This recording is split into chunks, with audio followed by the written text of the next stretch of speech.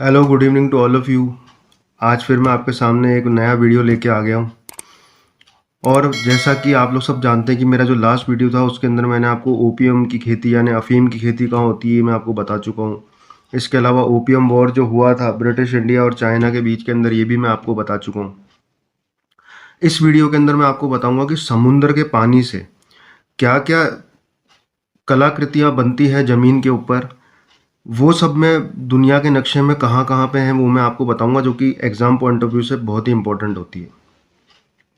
तो चलिए अपने आज की क्लास अपन फिर से शुरू करते हैं। तो आप ये देखिए कि अब पानी जो होता है ना, वो जब ज़मीन से टकराता है तो वो ज़मीन को काटता है।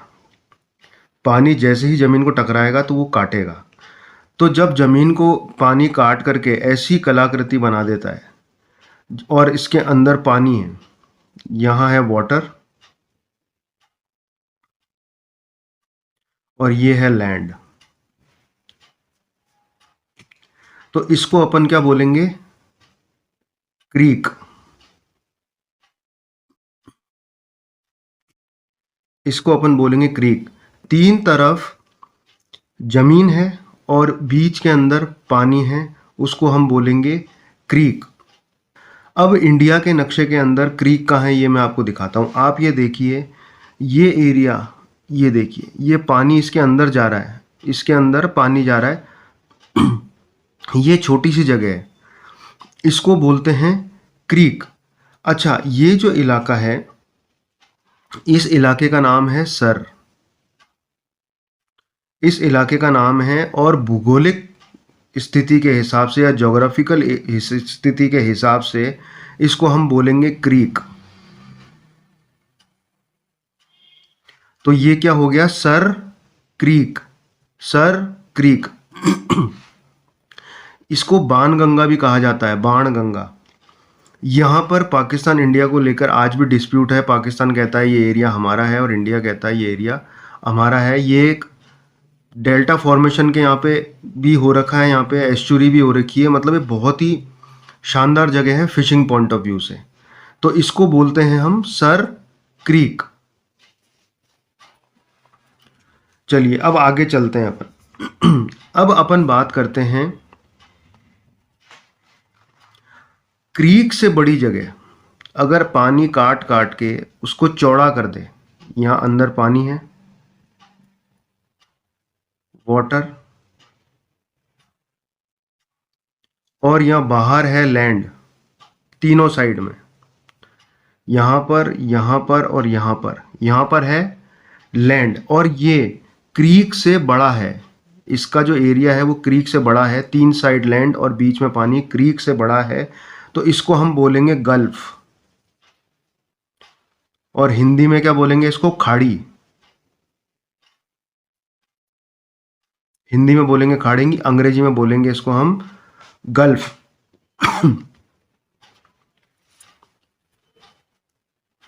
अच्छा, इंडिया के अंदर आप ये देखिए, ये जो एरिया है ना, ये कहलाता है gulf of Kutch.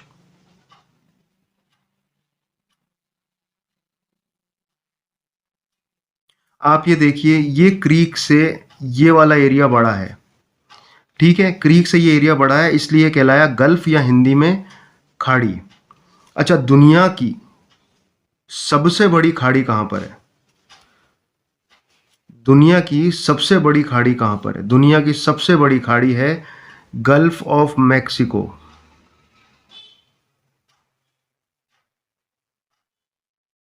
Gulf of Mexico. यहाँ पे लिखा हुआ भी है, देखो आप गौर से देखोगे ना, जूम करके, तो यहाँ लिखा हुआ भी है गल्फ ऑफ मैक्सिको। क्रीक से बड़ा होता है पानी। अगर क्रीक को तोड़ता तोड़ता तोड़ता तोड़ता तोड़ता साइड में से तोड़ता, उसको और चौड़ा कर देता है, तो वो बन जाता है गल्फ, जिसको हम हिंदी में बोलते हैं खाड़ी। तो गल्फ ऑफ मैक्सिको दुनिया की सबसे बड़ी गल्फ है। ये एग्जाम के अंदर आता है कि दुनिया की सबसे बड़ी गल्फ कौन सी है या खाड़ी कौन सी है। ठीक है, अब इसके बाद में आप ये देखिए, इसके बाद में आता है, अगर ये गल्फ को भी पानी काटता है और इसको और बड़ा कर देता है, इसको भाई देखो, ये है क्रीक, ये है गल्फ, और ये है बे। ये है क्रीक, ये है गल्फ, और ये है बे। अच्छा, बे को भी अपन खाड़ी ही बोलते हैं और इसको भी खाड़ी बोलते हैं।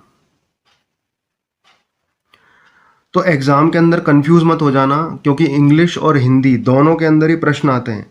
तो आप देखिएगा कि वो गल्फ पूछ रहा है या खाड़ी पूछ रहा है, कंफ्यूज मत हो जाना। ठीक है। तो ये आता ही है। जैसे दुनिया की सबसे बड़ी खाड़ी कौन सी है? बे ऑफ बंगाल की खाड़ी। वो ये भी पूछ सकता है दुनिया की सबसे बड़ी खाड़ी कौन सी है, पर अंग्रेजी में लिखा होगा गल्फ, तो वहां पे आंसर होगा गल्फ ऑफ मैक्सिको। पर दुनिया की सबसे बड़ी खाड़ी कौन सी है, वहां लिखा होगा बे, तो आपको करना है बे ऑफ बंगाल। ठीक है, तो आप ये देखिए, ये वाली इंडिया के यहाँ पे जो खाड़ी है ये है बे ऑफ बंगाल।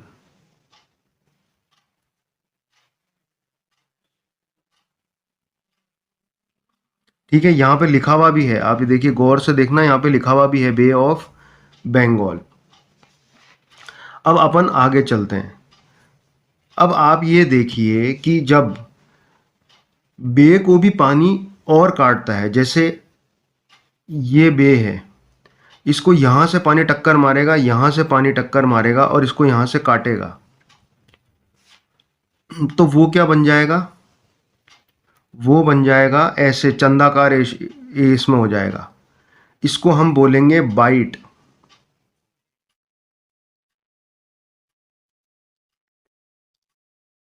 इसको हिंदी में भी बाइट ही कहते हैं, इसको हिंदी में भी बाइट कहते हैं। अच्छा, अब आप ये देखो कि दुनिया की सबसे बड़ी, एग्जाम में आता है, दुनिया की सबसे बड़ी बाइट कहाँ पर है? तो उसका आंसर है द ग्रेट ऑस्ट्रेलियन बाइट। ये लिखा हुआ है यहाँ पे, the great Australian bight, the great Australian bight. आप ये देखिए कि ये कैसे चंदाकार हुआ हुआ है, ये कैसे चंदाकार हुआ हुआ है, देखो आप, दिख रहा है आपको ग्रेट ऑस्ट्रेलियन बाइट? ये आता है एग्जाम के अंदर कि दुनिया की सबसे बड़ी बाइट कौन सी है? Great Australian bite.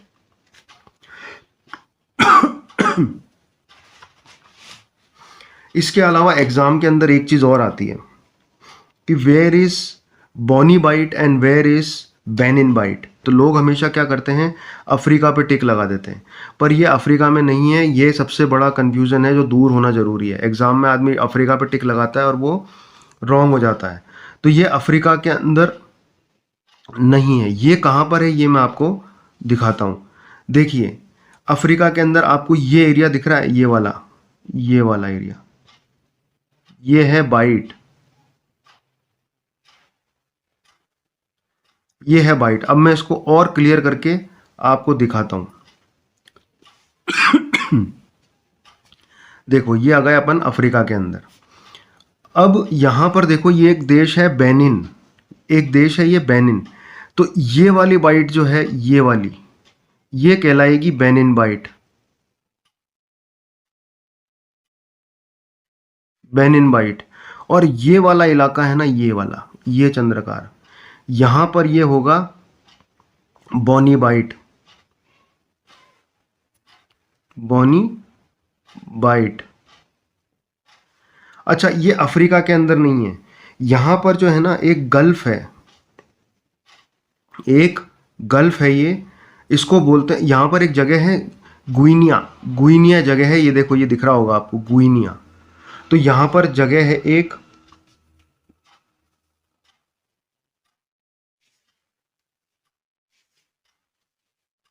गल्फ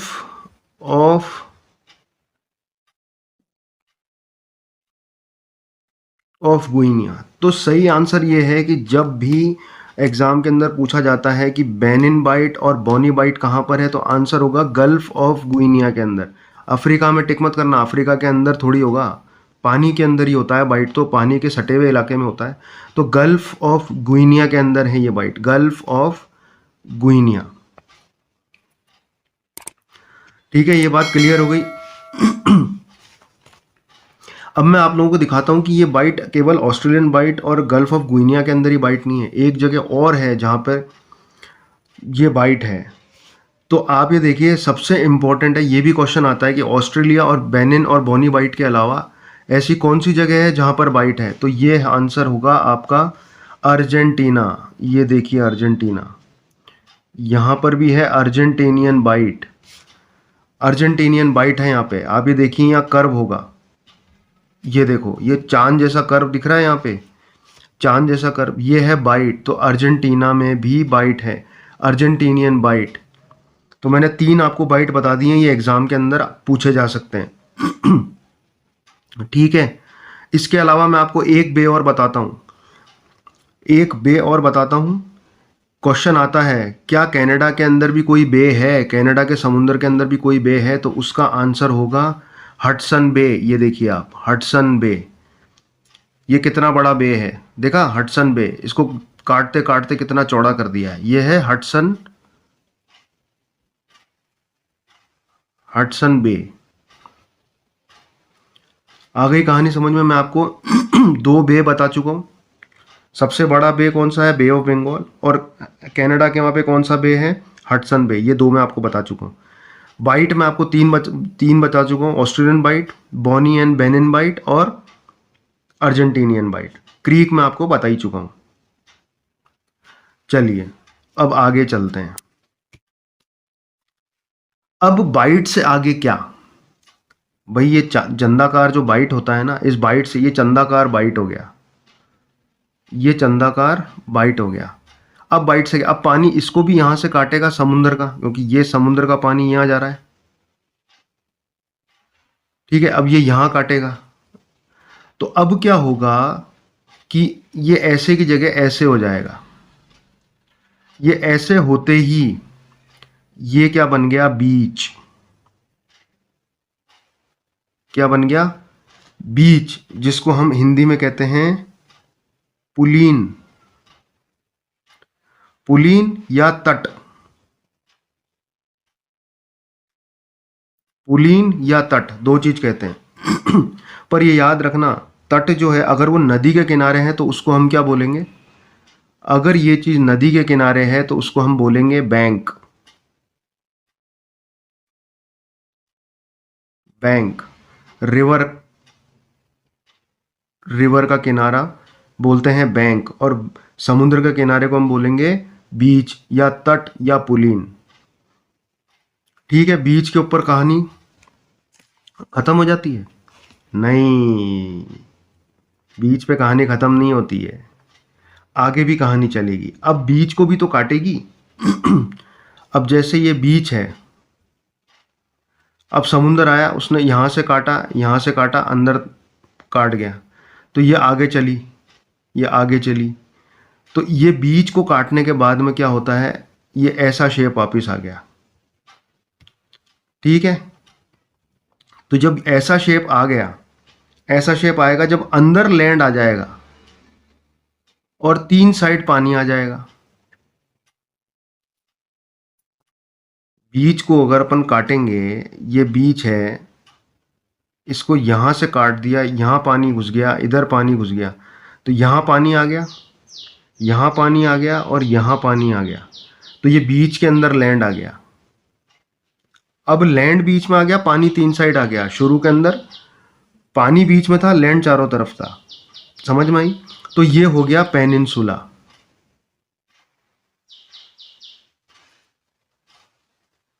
ये हो गया पेनिनसुला। अब आपको पता ही है कि इंडियन पेनिनसुला क्या है। ये ऐसे आ गया, ये देखो आप, ये इंडियन पेनिनसुला, ये है इंडियन पेनिनसुला। अब कहानी क्या आती है? इंडियन पेनिनसुला तो हो गया, पर ये जो पेनिनसुला है, ये जो पेनिनसुला है, इसको भी और पानी काटेगा, यहां से काटेगा, तो ये और छोटा हो जाएगा अंदर लैंड।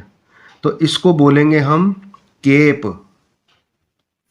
क्या बोलेंगे? केप। पेनिनसुला को पानी काट के पेनिनसुला को और छोटा कर देगा तो उसको हम बोलेंगे केप, केप, केप। ठीक है, अब कहानी रिवर्स वापस हो जाती है।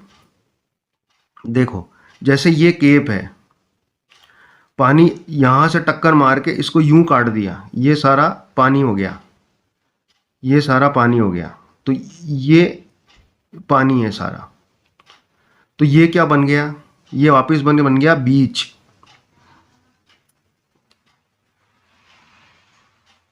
ये देखो, ये यहां से कट गया, तो ये क्या बन गया, बीच, वापस बीच बन गया। तो ये जो कहानी है ना, ये जो कहानी चल रही है, क्रीक से लेके बीच बनना, बीच से पेनिनसुला, पेनिनसुला से केप, और केप से वापस बीच बनना, ये कहानी 6.5 अरब साल से कंटिन्यू है। ये कंटिन्यू चल रही है, बार बार चल रही है, और आगे जब तक धरती रहेगी, सूरज रहेगा, ये चीज चलती ही रहेगी। अब मैं जाते जाते आप लोगों को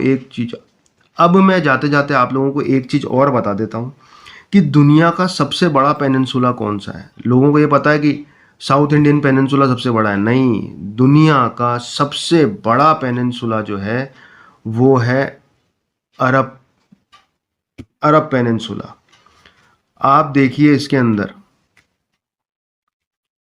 ये रेड सी है, इसके इधर भी यहाँ पानी है और इधर भी पानी है, ये पूरा यूं यूं और यूं, ये 3 साइड पानी है। ये दुनिया का सबसे बड़ा पेनिनसुला है, बिगेस्ट।